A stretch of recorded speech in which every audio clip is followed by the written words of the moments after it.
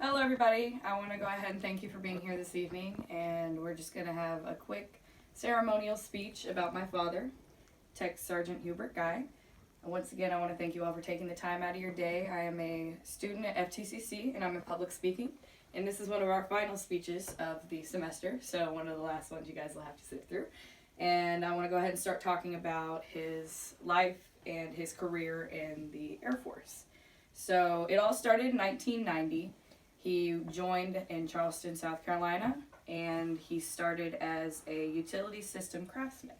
They would move to Virginia, where he would continue on with this career path, and then I was born.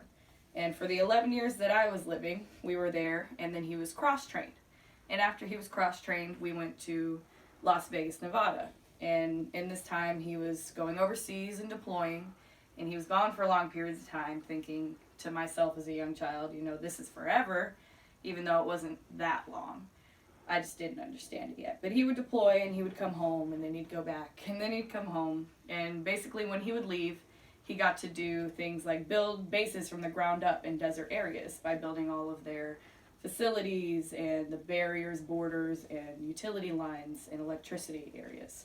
So he took care of all of that. When we went to Las Vegas, he was now a fighter aircraft avionics technician.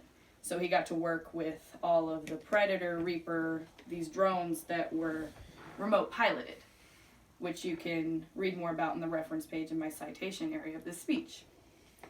When we went there, he worked on all of these important things. He couldn't talk much about it. It was a great job. He loved it. It was really rewarding. The planes that he would work on actually helped with the tracking down as well as killing of bin Laden, and we got to celebrate a little bit when that happened. And then the 22 years of service he gave actually ended in Las Vegas in 2011, and we attended a beautiful ceremony to celebrate his career and his new beginnings. And by the end of his career, he had the U.S. Air Force Accommodation Medal, the U.S. Air Force Achievement Medal with 5 oak leaf clusters, and multiple unit awards as well. So this was one of the most impactful heroes in my life, and he continues to just inspire me every single day. And I just wanted to write my speech about him. So I thank you all for listening. Do you have any questions tonight? How long was his longest deployment? 150 days. How long did he work on the Predator? He worked with Predator for 5 years. How old was he when he joined? He was 19 years old. Oh. Did anybody else have any questions today? All right, I want to thank you guys all for being here, and I appreciate your time.